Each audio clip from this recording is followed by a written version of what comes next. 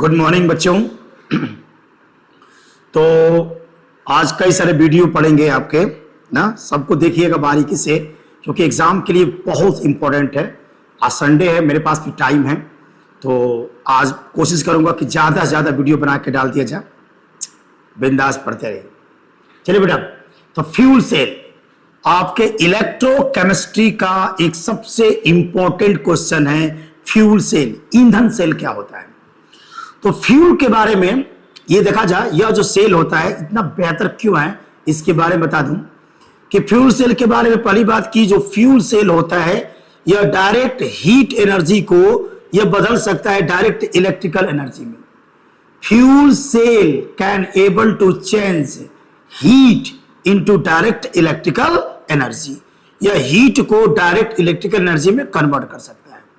अच्छा, हम लोग के पास जो बिजली पैदा करने के, इलेक्ट्रिसिटी पैदा करने के जो भी कन्वेंशनल मेथड्स हैं, जैसे हम लोग बिजली कैसे पैदा करते हैं, तो बिजली पैदा करने की बहुत सारी कंपनियां हैं। जैसे मान लीजिए कि एनटीपीसी है। एनटीपीसी ये कैसे बिजली बनाती है? कोयला से। कोयला को कम्बशन करके कोयला को जलाया जाएगा और कोयला जला करके क्या करेंगे? ऑक्सीजन, कोयला को अगर जलाएंगे तो एनर्जी पैदा होगी। उस एनर्जी से पानी को गर्म किया जाएगा और पानी गर्म होगा तो क्या बनेगा? आपका स्टीम बनेगा। उस स्टीम से टरबाइन को रोटेट करेंगे, फिर टरबाइन आपका डायनेमो को रोटेट करेगा और वहां से बिजली बनता है। तो एनटीपीसी है, आपका एनएचपीसी है, नेशनल हाइड्रो पावर कारपोरेशन, नदियों पर जो बांध बना के जो बिजली पैदा करते हैं, ठीक है ना। और भी तरीका है बिजली पैदा करने का। एनटीपीसी है, एनएचपीसी है, न्यूक्लियर रिएक्टर है, आपका विंड मिल्स है, सोलर पैनल्स है, यानी बहुत सारे बिजली पैदा करने के हमारे पास बहुत सारे ऑप्शन हैं और सब में कम से कम कोई ना कोई नकारात्मकता उपस्थित है। एनटीपीसी से जो बिजली हम पैदा करते हैं, कोयला से जो हम बिजली बनाते हैं, इसका सबसे बड़ा नेगेटिव इफेक्ट ये होता है कि बहुत अधिक मात्रा में प्रदूषण होता है। तो प्रदूषण बहुत अधिक मात्रा में होता है।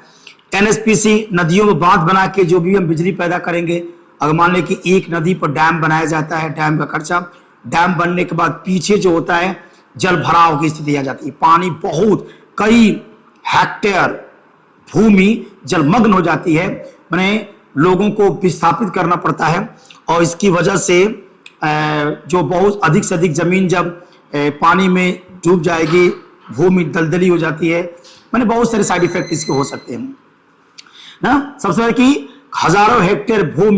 हजारों हेक्टेयर कृषि योग्य भूमि पानी में डूब जाती है, ये इसका एक नेगेटिव सेंस होता है ना। न्यूक्लियर रिएक्टर से बिजली पैदा कर सकते हैं।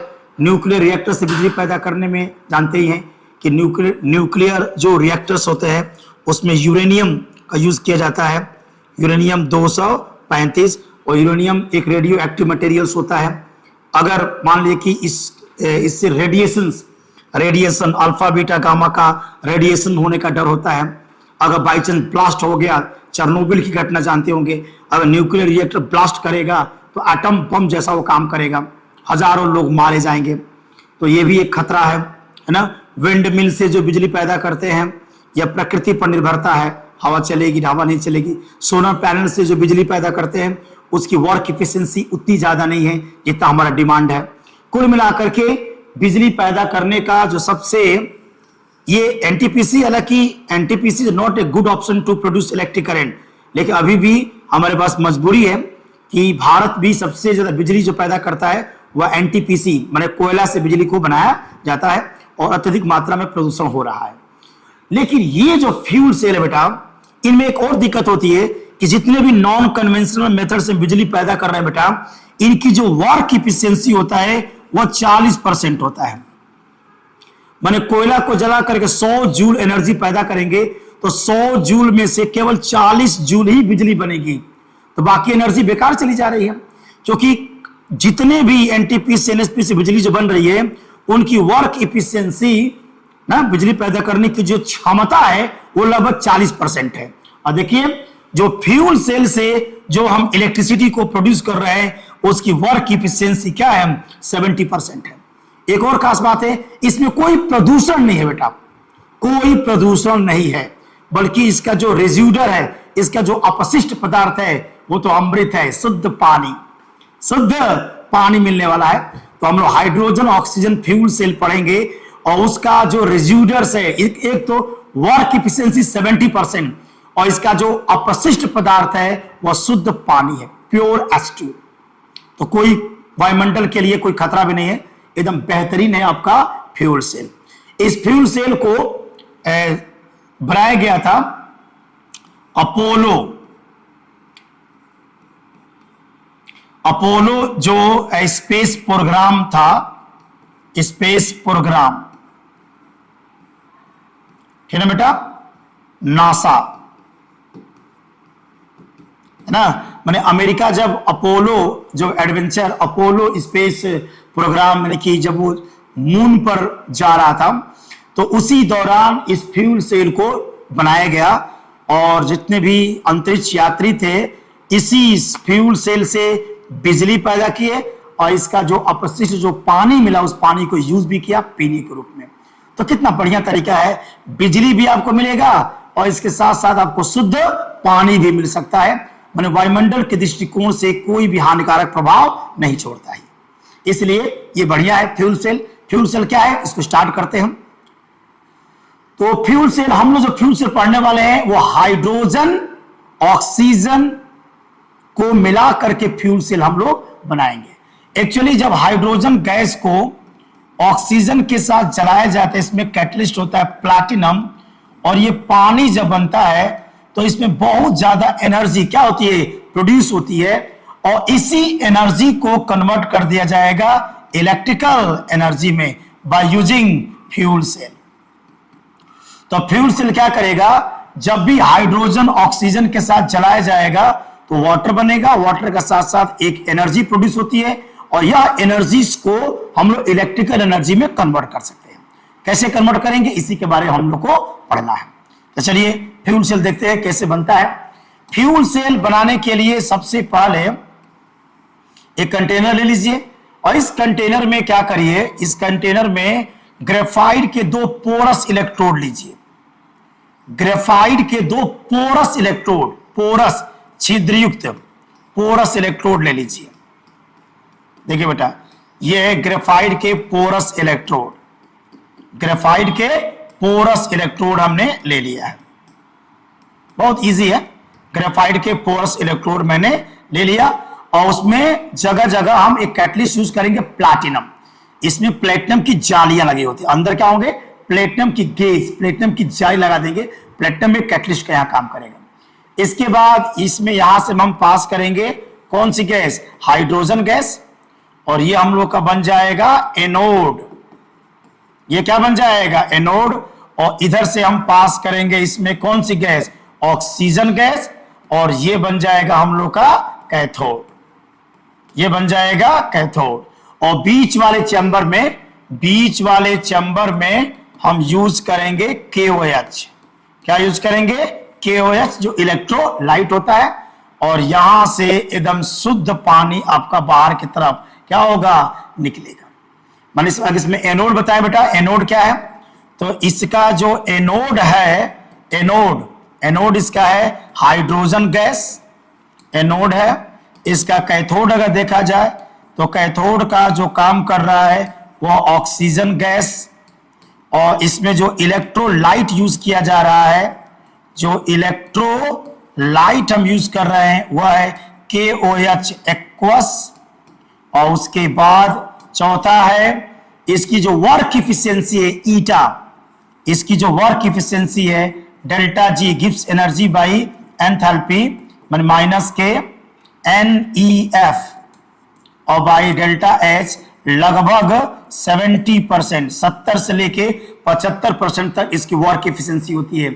इसका जो EMF होता है, इस सेल का जो EMF है लगभग 2 वोल्ट, 2 वोल्ट इस सेल का EMF होता है। अब इस सेल कैसे काम करेगा इस पर हम लोग चर्चा करने वाले हैं ना, इस पर हम लोग चर्चा करेंगे। सेल को देख लीजिए। अब एक एक करके सेल रिएक्शन इंपॉर्टेंट बेटा, सेल रिएक्शन को ध्यान से समझना है।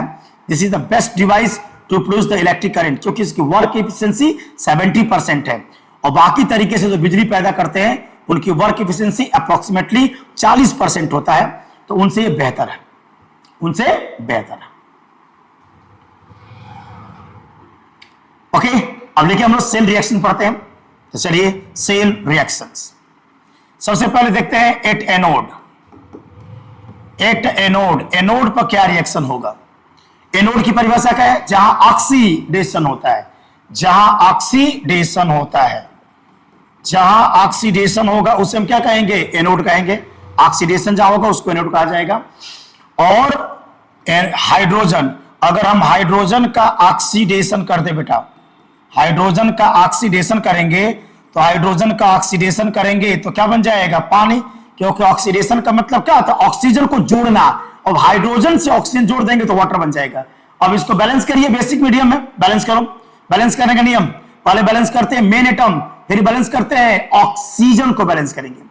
इधर ऑक्सीजन एक है, इधर ऑक्सीजन नहीं है, तो इधर मैं एक वाटर मॉलिक्यूल जोड़ दूंगा। हाइड्रोजन बेटा, हाइड्रोजन 2 और 2 4, इधर 2 है, इधर मैं 2H प्लस ले लूंगा और चार्ज बैलेंस करेंगे तो यहां पर 2 इलेक्ट्रॉन में जोड़ दूंगा। जो नियम चल रहा है वैसे चलिए। चलिए तो आपका अगर बैलेंस कर दें तो वाटर से, तो वाटर आपका कैंसिल हो गया, हाइड्रोजन बदल गया आपका 2H प्लस और यहां से क्या हो गया? 2 इलेक्ट्रॉन लेकर के। अब एक काम करो बेटा, इसको बेसिक मीडियम में कन्वर्ट करिए। इसलिए बेसिक में कन्वर्ट कर दीजिएगा क्योंकि हमारा जो इलेक्ट्रोलाइट वो KOH है, इसको बेसिक में कन्वर्ट करो। अब बेसिक का रूल क्या होता है?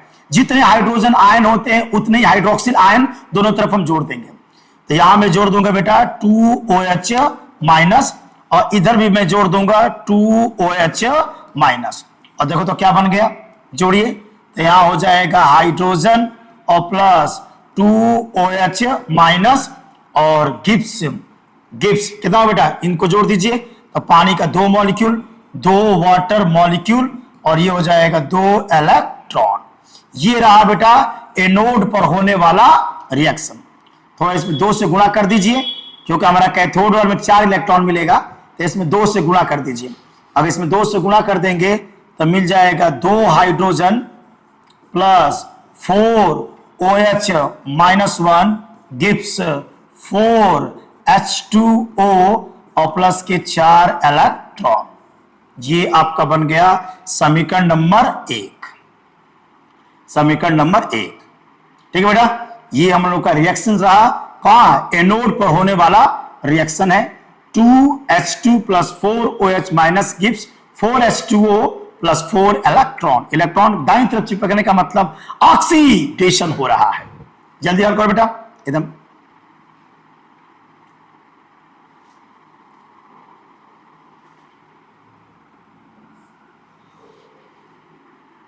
उधर लिए चलिए अब देखते हैं कैथोड पर क्या रिएक्शन होगा। कैथोड पर, at cathode, at cathode, cathode पर कौन सा रिएक्शन हो? कैथोड किसे कहते हैं? जहां रिडक्शन होता है, जहां रिडक्शन होता है, जहां रिडक्शन होता है। और रिडक्शन का मतलब होता है एडिंग ऑफ हाइड्रोजन, है ना, एडिंग ऑफ हाइड्रोजन। हाइड्रोजन का चिपकना, हाइड्रोजन का जुड़ना, हाइड्रोजन का संयोग होना, यह कहलाता है रिडक्शन। कैथोड पर और कौन? ऑक्सीजन। ऑक्सीजन का कर दीजिए रिडक्शन कर दो भाई, रिडक्शन कर दीजिए। तो अगर हाइड्रोजन के साथ रिडक्शन करेंगे तो ये बन सकता है OH माइनस बन जाएगा, H2O बन जाएगा। चलिए ऑक्सीजन के साथ हाइड्रोजन को जोड़ दिया, मान लीजिए आपका OH बन गया। अब इसको बैलेंस करो बेसिक मीडियम में, बेसिक में बैलेंस कर। चलिए बैलेंस करिए। बैलेंस करने का रूल, पहले बैलेंस करते हैं मेन एटम, नहीं है। अब बैलेंस करेंगे ऑक्सीजन। बैलेंस करो, ऑक्सीजन 2, इधर ऑक्सीजन 1। नियम क्या है? जिधर जितना ऑक्सीजन कम होगा उधर उतना वाटर मॉलिक्यूल जोड़ेंगे। या ऑक्सीजन 2 है, ऑक्सीजन 1 है, तो इधर मैं 1 वाटर मॉलिक्यूल जोड़ दूंगा। अब बैलेंस करेंगे किसको? हाइड्रोजन को बैलेंस करिए। तो हाइड्रोजन 2 और 1 3, यहां पर मैं 3 हाइड्रोजन आयन क्या करूंगा? जोड़ दूंगा। ठीक है बेटा। चार्ज बैलेंस करो, चार्ज को बैलेंस कीजिए, चार्ज बैलेंस करिए। चार्ज कितना है देखो बेटा, इधर कितना है? इधर चार्ज है प्लस के 3 और इधर चार्ज कितना है? माइनस के 1। दोनों का डिफरेंस निकालो, अंतर। तो 3 में से घटा देंगे माइनस के 1, तो कितना आ गया? 4 आ गया। तो हम 4 इलेक्ट्रॉन जोड़ेंगे। We will add the 4 electrons किधर? बड़े वाले की तरफ, जो बड़ा होगा। ये प्लस के 3 है, माइनस के 1, ये बड़ा है, तो मैं 4 इलेक्ट्रॉन लेफ्ट हैंड साइड क्या करूंगा, जोड़ दूंगा। देखिए ये हम लोग का रिएक्शन कंप्लीटली क्या हो गया बेटा, बैलेंस्ड हो गया। ये रिएक्शन कंप्लीटली क्या हो गया, बैलेंस हो गया। लेकिन ये रिएक्शन जो बैलेंस हुआ है, किस मीडियम बैलेंस हुआ है, एसिडिक मीडियम में। हमें आंसर क्या चाहिए, बेसिक मीडियम में चाहिए। तो इसको बेसिक में कन्वर्ट कर लीजिए, इसको आप बेसिक मीडियम में कन्वर्ट करिए। और बेसिक में कन्वर्ट करने का नियम आपको पता है, क्या नियम है, जितने हाइड्रोजन आयन होते हैं उतने हाइड्रोक्सिल आयन दोनों तरफ जोड़ दीजिए। यहां 3H प्लस है तो 3OH माइनस, और इधर भी 3OH माइनस, जोड़िए बेटा। देखो तो क्या हो गया, इधर मिल गया 4 इलेक्ट्रॉन, और ये मिल गया वाटर का 3 मॉलिक्यूल, वाटर का 3 मॉलिक्यूल, और इधर मिल गया ऑक्सीजन, इधर मिल गया बेटा 4OH माइनस, और इधर मिल गया एक H2, एक H2। देखो तो बेटा यहां वाटर का 3 मॉलिक्यूल, इधर वाटर का 1 मॉलिक्यूल, माइनस कर दीजिए 1, तो हो जाएगा आपका O2 plus 2H2O plus 4 electron gives आपका 4OH माइनस। ये रहा समीकरण नंबर 2, यानी कि कैथोड पर होने वाला रिएक्शन। देख लीजिए ये हमारा कैथोड पर रिएक्शन आपका हो रहा है। तो दिस इज द रिएक्शन, ये एक ऐसा विक्रिया है जो कैथोड पर संपन्न हो रहा है, इसको हम लोग कवर कर सकते हैं। अब क्या करेंगे, सेल रिएक्शन। सेल रिएक्शन मतलब दोनों को क्या करेंगे, जोड़ देंगे। दोनों रिएक्शनों को आपस में जोड़ दीजिए, आपस में जोड़ दीजिए। अब चलिए तो हमारा सबसे पहले देखेंगे एनोड पर कौन सा रिएक्शन हुआ था। एनोड पर लिखे होंगे इक्वेशन, फर्स्ट एनोड पर होने वाले रिएक्शंस को आप देख लीजिए। एनोड पर क्या लिखे थे आप लोग, एनोड पर क्या था, 2H2, देखिएगा 2H2 plus 4OH minus, 4OH minus gives 4H2O, और यहां पर था बेटा 4 इलेक्ट्रॉन। ये रिएक्शन क्या हुआ था, कैथोड पर हुआ था। अभी रिएक्शन क्या लिखे हो, अभी जो रिएक्शन लिखे हो उसको लिखिए। अभी जो रिएक्शन लिखे हो O2 plus 2H2O, 2H2O plus 4 electron और गिव्स 4OH माइनस 1। अब इन दोनों को जोड़ दो। एनोड पर होने वाले रिएक्शन और कैथोड पर होने वाले रिएक्शन को आपस में जोड़िए ताकि इलेक्ट्रॉन कट जाए। इलेक्ट्रॉन तो कट ही जाएगा क्योंकि यहां पर 4 इलेक्ट्रॉन से 4 इलेक्ट्रॉन कैंसिल, और देखो 4OH माइनस से 4OH माइनस कैंसिल।